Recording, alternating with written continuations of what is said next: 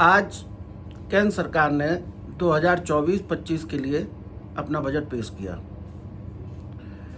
चूँकि भारतीय जनता पार्टी की लगातार तीसरी बार सरकार बनी है, चाहे जुगाड़ से सही, सरकार तो बनी गई। मोदी जी प्रधानमंत्री लगातार तीसरी बार बन गए, तो उम्मीद थी कि इस बार कम से कम अच्छा बजट आएगा। लगातार 11वीं बार बजट पेश किया है भारतीय जनता पार्टी ने, मोदी जी की सरकार ने, तो उम्मीद थी कि बजट अच्छा आएगा। लेकिन जब बजट पेश हुआ तो उसके बाद निराशा ही खात आई, क्योंकि ये बजट निराशाजनक था और केवल ये बजट सरकार बचाने के लिए ये लग रहा था कि ये बजट बनाया गया। आंध्र प्रदेश और बिहार को तो स्पेशल पैकेज दिया गया, लेकिन अन्य राज्यों की उपेक्षा की गई। आंध्र प्रदेश और बिहार को तो इसलिए दिया कि इन राज्यों में जो दल सरकार में हैं, उन्हीं दलों की बैसाखी पे केंद्र में भारतीय जनता पार्टी सरकार में है। भारतीय जनता पार्टी का अपना तो स्पष्ट बहुमत है नहीं, वो तो बैसाखी पे सरकार बनी है, तो इसलिए उन्हें दिया जा रहा है पैकेज। लेकिन उत्तर प्रदेश का क्या? मोदी जी लगातार तीसरी बार प्रधानमंत्री बन गए, और तीसरी बार लगातार प्रधानमंत्री तब बने हैं जब उत्तर प्रदेश से लगातार तीसरी बार सांसद बने। लेकिन उत्तर प्रदेश की उपेक्षा जारी है। उत्तर प्रदेश को कोई स्पेशल बजट नहीं, इंफ्रास्ट्रक्चर के लिए कुछ नहीं, उत्तर प्रदेश के किसानों के लिए कुछ भी नहीं। तो आखिर उत्तर प्रदेश की उपेक्षा क्यों? उत्तर प्रदेश में भी तो भारतीय जनता पार्टी की सरकार है, फिर भी उत्तर प्रदेश की उपेक्षा। किसान एमएसपी की मांग कर रहा है, आप किसानों को एमएसपी नहीं देना चाहते, कोई उस पर चर्चा नहीं।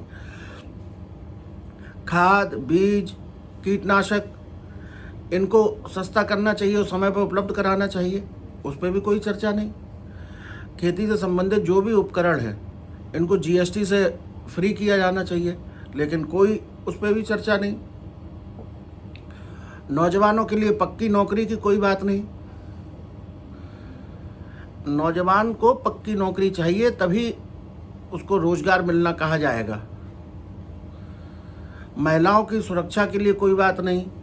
महिलाएं अपना किचन कैसे चलाएं, उसमें भी महंगाई रोकने के लिए कोई चर्चा नहीं की गई। नौकरी पेशा लोगों के लिए भी कुछ नहीं। नौकरी पेशा लोगों को उम्मीद थी कि उनके लिए ओपीएस के लिए कुछ कहा जाएगा, कुछ किया जाएगा, लेकिन कोई भी चर्चा ओपीएस की भी नहीं।